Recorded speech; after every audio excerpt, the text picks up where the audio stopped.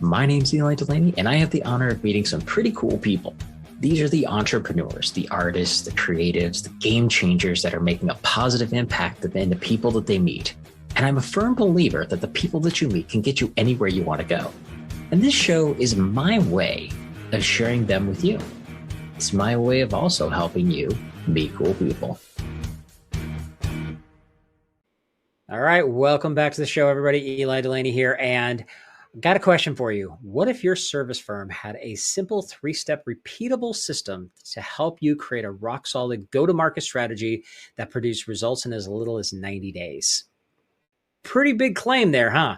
Well, you're going to want to listen to today's guest. I am super excited to bring in Michael Haynes. He is the B2B go-to-market specialist, the founder and principal consultant of his consulting firm, Listen, Innovate, Grow. He is the author of Listen, Innovate, Grow, a guide for startups and SMEs to acquire and grow business B2B customers. He is also based in Sydney, Australia, and works with companies globally. He and I had the opportunity to have a couple of great conversations, and I knew we needed to bring him in. So with that said, Michael, thank you so much for joining us today. Thanks for having me, Eli. Great to be here. So I had a whole lot of stuff, and I got to say, for an Australian, your accent's pretty good. Yes, I'm an Australian by resident. So as you can tell by my accent, depending who you talk to, Aussies say I have an accent. Many would say I don't.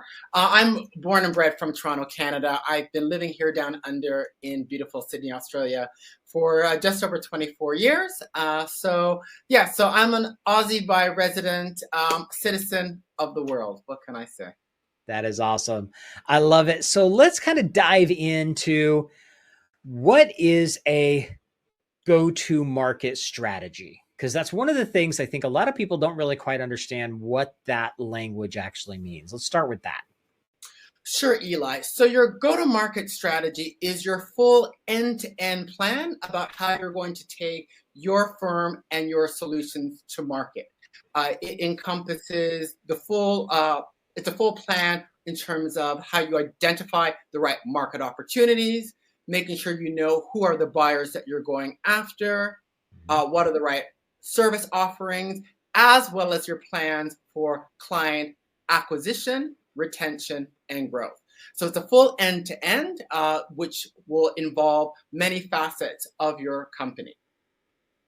All righty. Very cool. Thanks for the explanation on that. Because like I said, when I first heard that term, I wasn't so sure what exactly that meant. And so it's a good clarification from that. So tell us a little bit about your clients. When somebody comes to you, and we talked a little bit about who they are to begin with, but kind of expand.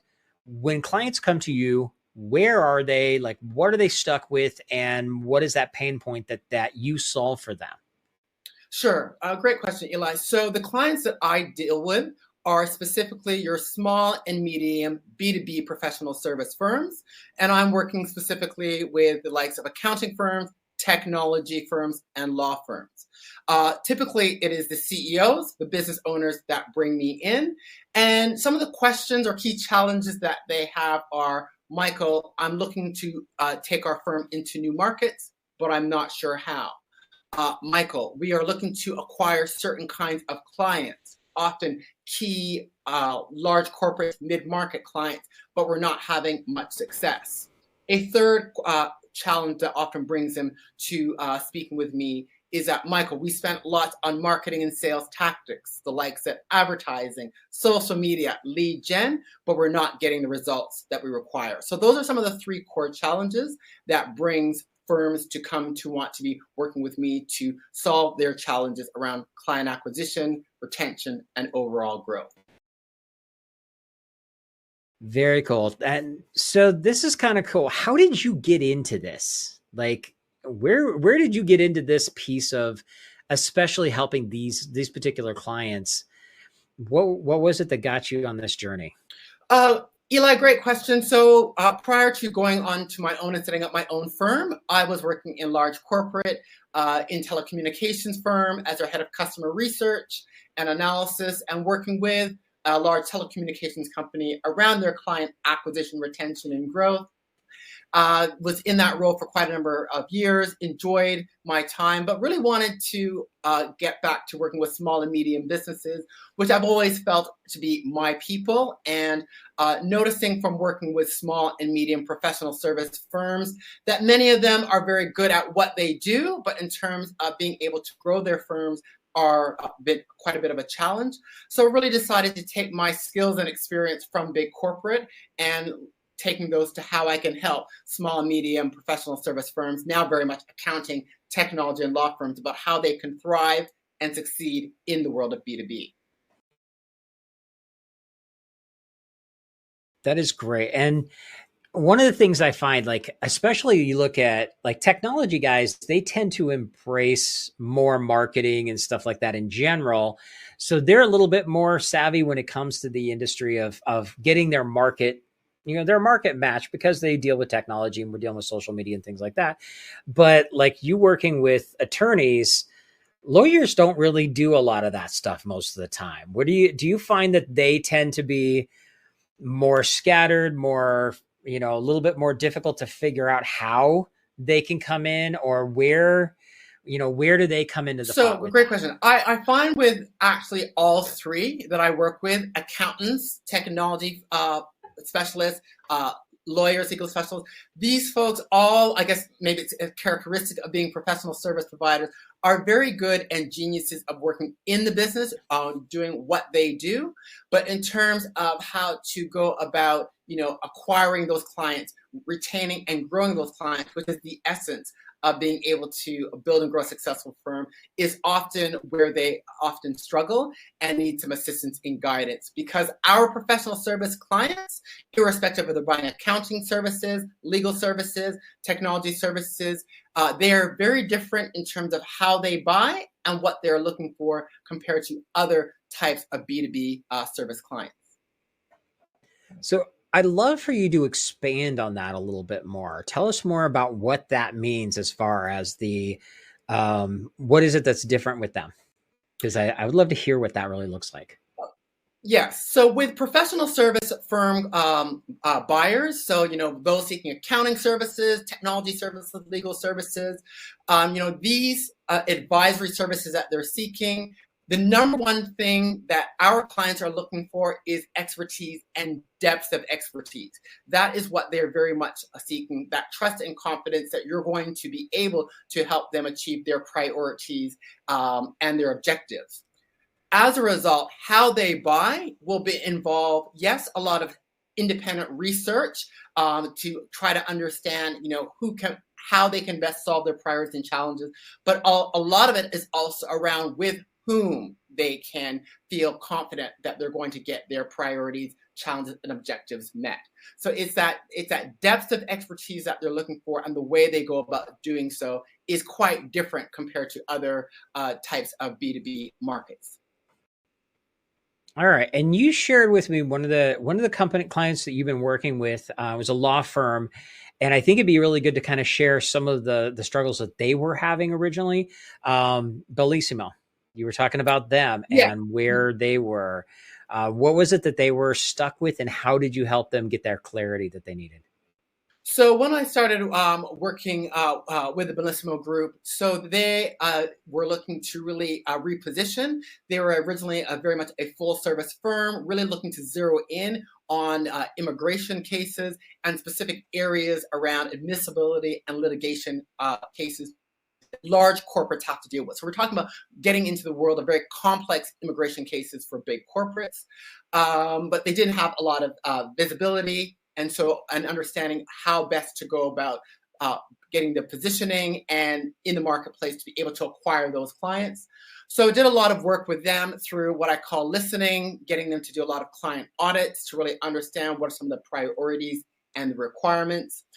We did develop a very robust program around, content, events, which are two of the key pillars of the go-to-market strategy. So through that depth of understanding some of the key markets they were considering, understanding client requirements, then building out, leveraging around the three pillars of around content, micro events, strategic collaborations. We're enabling them to get into the key markets and verticals that they wanted, getting the right visibility and connecting with those prospective clients.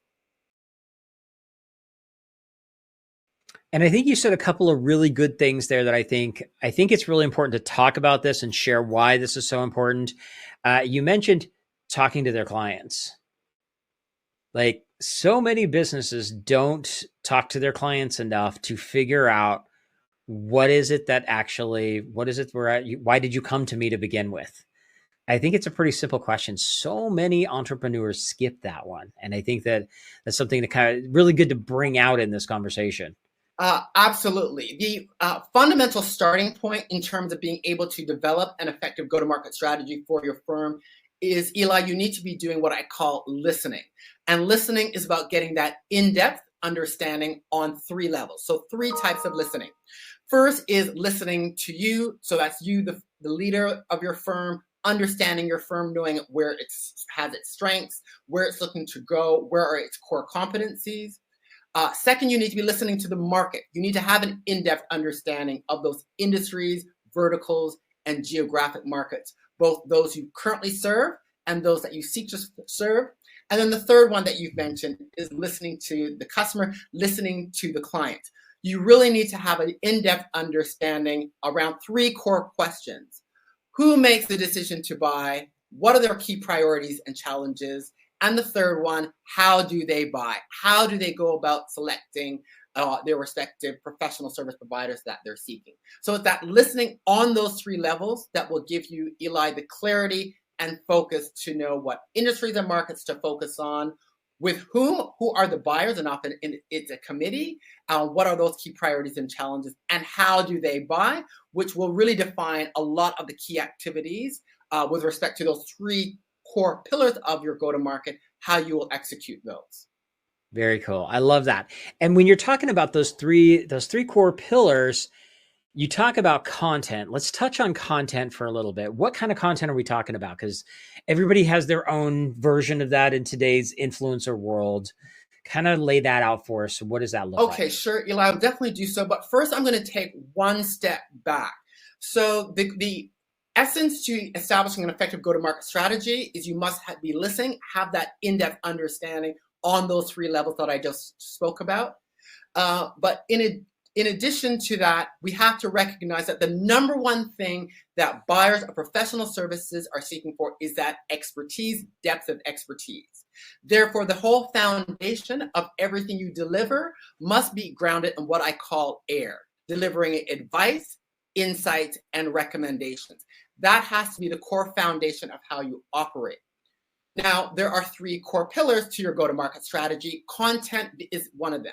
So content is about providing content that is going to provide advice, insights, and recommendations with respect to advice on key challenges around some of the key priorities and challenges that your prospective buyers are facing, providing insights around industry and market trends. It could be around recommendations around strategies and approaches for product and service development, client acquisition, strategic partnerships.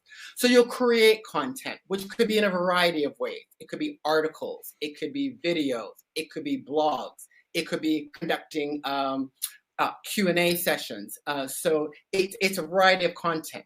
So content is the first kind, but again, it's all about providing advice, insights, and recommendations to those key priorities of those industries and markets and those clients you're seeking to serve.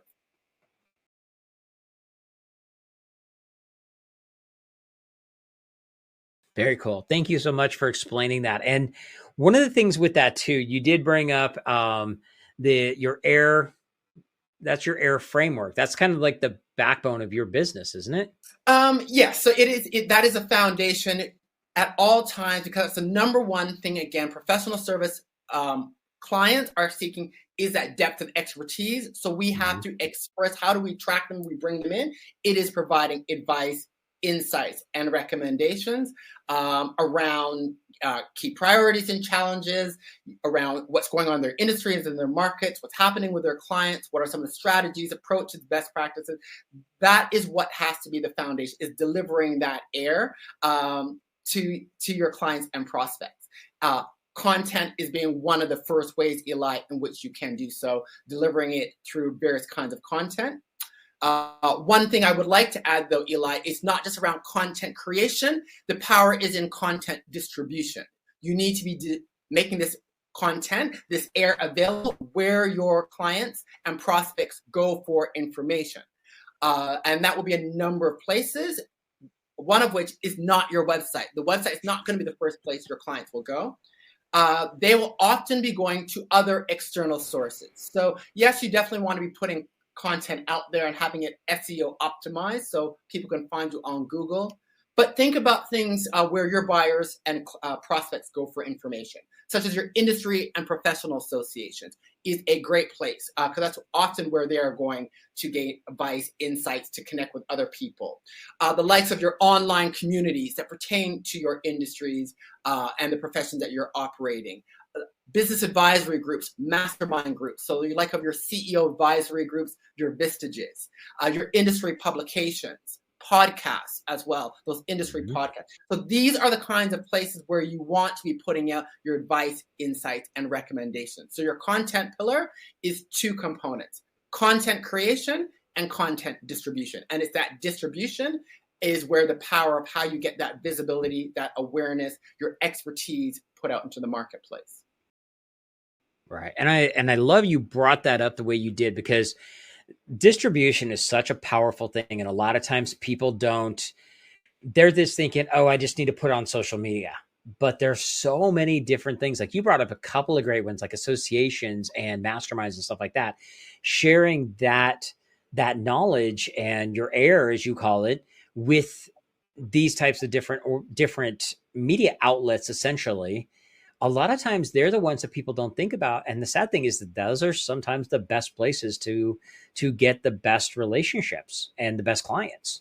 And a lot of times it gets overlooked by so many businesses today. So I'm glad that you brought that up, because that is almost a lost art for people to think about associations, different organizations, things like that outside of mainstream media, as we would call it in today's world. Eli, some great points you just raised I'd like to mention. First off, with regards to social media, yes, you want to have a presence on social media, but you cannot rely on social media.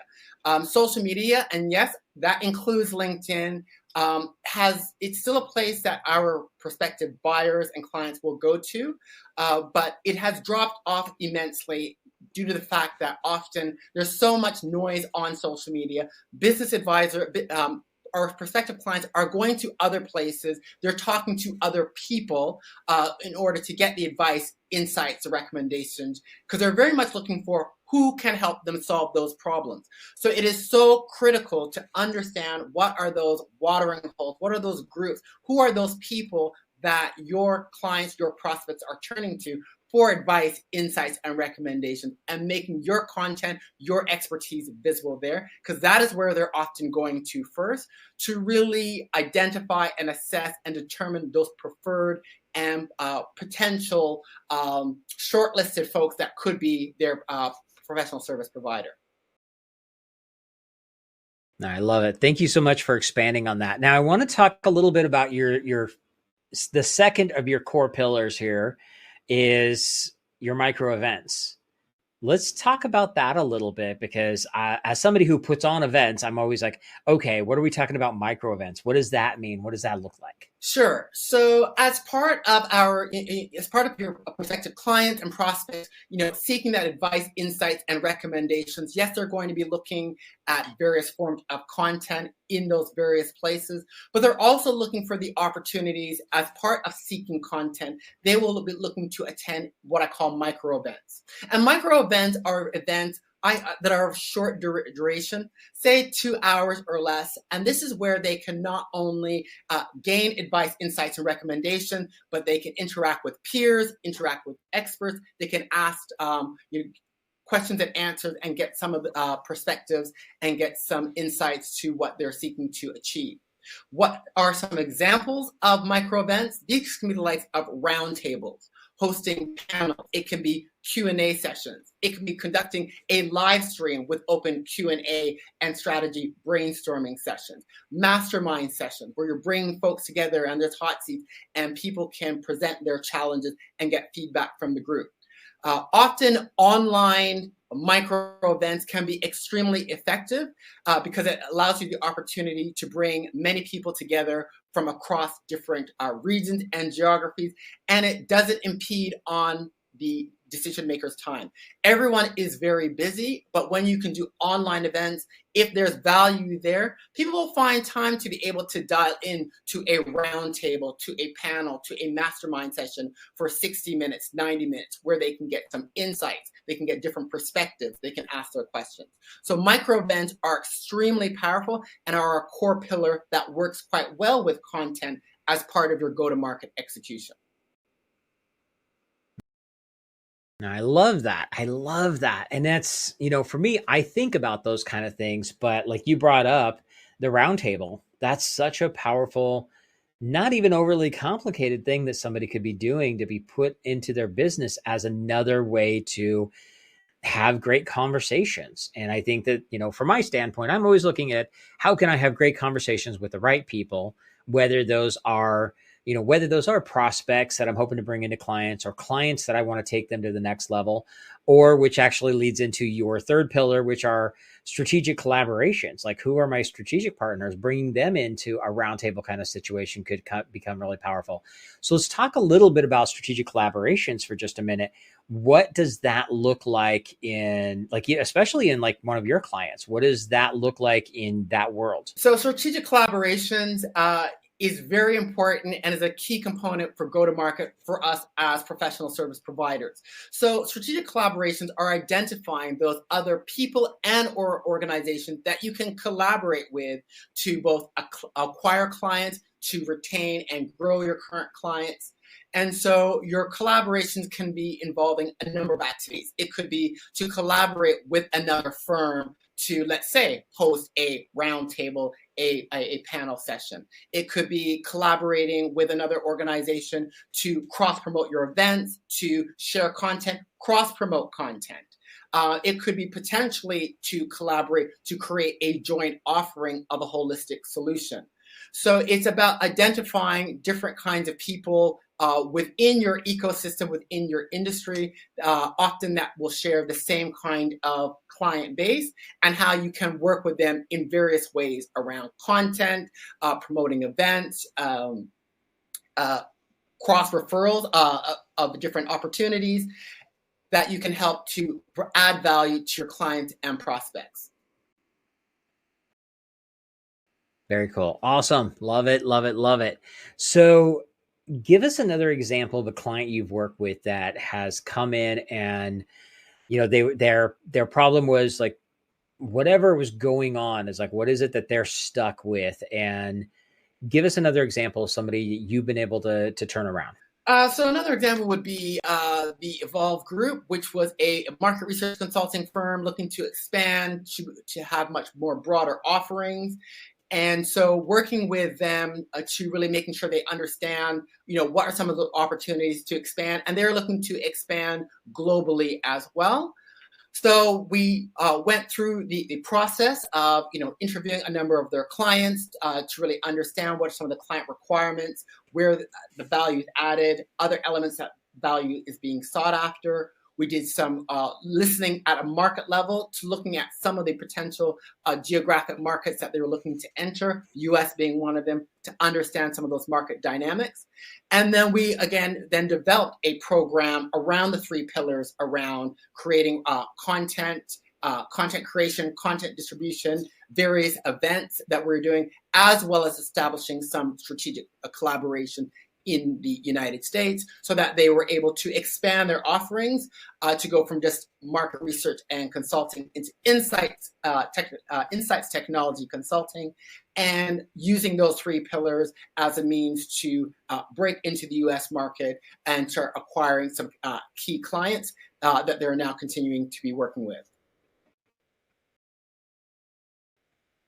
I love it. And it's so cool because so many people think so short-sighted when it comes to how can we expand? They think that they have to hire more people or build that, when a lot of times those strategic collaborations could be the answer. And I love that you shared that story, because that's one piece that gave them a bunch of different options out there to be able to create that expansion and get out there more without necessarily a lot of extra resources involved, which is always the expensive Yeah. part, right? Strategic collaboration, the key to your go-to-market is very much around, yes, it's around delivering AIR, advice, insights, and recommendations, but you need to be, your firm needs to be immersed in the market. You need to be living in the market within the ecosystems that you're operating in, because with professional services buying, it is very much around the whom, okay?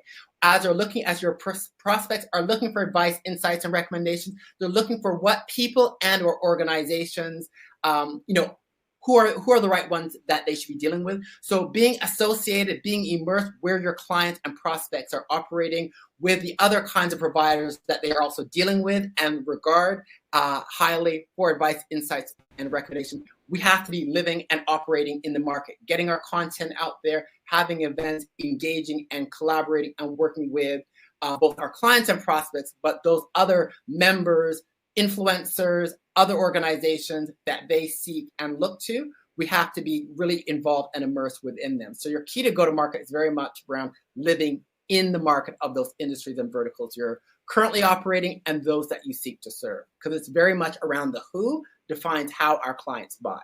Right. No, that makes perfect sense. All right. So is there anything else that we missed that you want to bring up? Because there's always some little nugget out there, and I always want to make sure we don't skip over something important.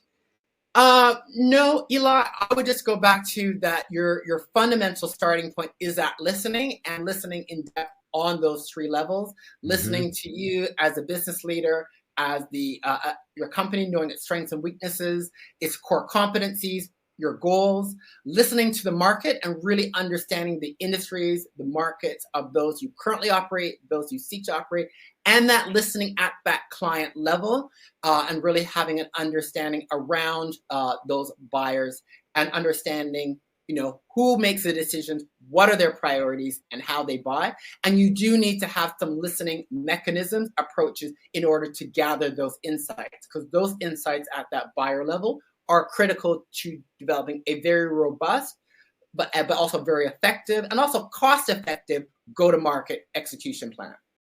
Right. I love it. Awesome. Okay. So this is the Meet Cool People show. So we're going to go ahead and ask you the question. I always ask every guest of this: what do the words meet cool people mean to you? To me, meeting cool people are people, interesting, warm, friendly people that I can learn from, work with, and just interesting people to get different perspectives and opinions on different aspects, both business and in life in general, that can lead to new opportunities and experiences. I love it. Well said, my friend. So last question. This is the easy one. How can people get a hold of you? People can get a hold of me, Eli, two ways. One, connect with me on LinkedIn. I'm always putting out lots of content on LinkedIn, and I'm always keen to meet great people. And secondly, they can also go to my website, listeninnovategrow.com. Awesome. And you have your playbook too. We talked about this, but I want to make sure that people know that they can get this playbook. So explain a little bit about it, because I downloaded it. I thought it was awesome, but I want you to explain it because it's going to be easier for you to do than me. And then how can they get a hold of it? Well, I have the playbook right here. And so the playbook is... Does that mean we have to go to Australia to get it? No, you don't. You're more than welcome to come and visit, but no, it is available electronically. So the playbook is a short PDF document which goes through the go-to-market framework, which talks about those three core pillars around content, micro events, strategic collaborations, about doing your listening. And so it gives you an overview and also gives you some very clear action steps to help you start putting your go-to-market plan in place. So it's available on the link that you'll be providing to them, but it will help them get started on putting that action plan, that go-to-market action plan that's right for their business right away. Awesome. We'll make sure that we add the link to that to the show notes, so everybody can be able to grab a copy of it there. Like I said, I did download it. It's good stuff. I want to make sure that we shared that out with everybody, especially for anybody listening, that they didn't miss out on a great opportunity, because I know when I went through it, it was a solid plan. That's where you go into a lot more detail with what A.I.R, the full framework, which I got a ton of value out of. And so for everybody listening, highly recommend go grab a copy of that. So with that said, I think we've covered everything. So thank you so much, my friend. This has been a lot of fun. Thanks, I Eli. look forward to Right? staying connected, and definitely any last words you want to give to anybody? Uh, nothing other than make sure you do your listening.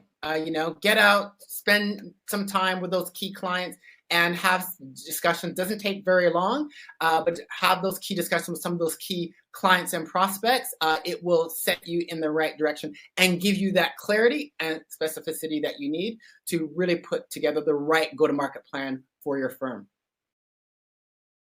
That is awesome. Love it, love it, love it. All right. So with that said, everybody get out there, have an amazing week. If there's anything we can do to help you out, reach out and let you know. Take care.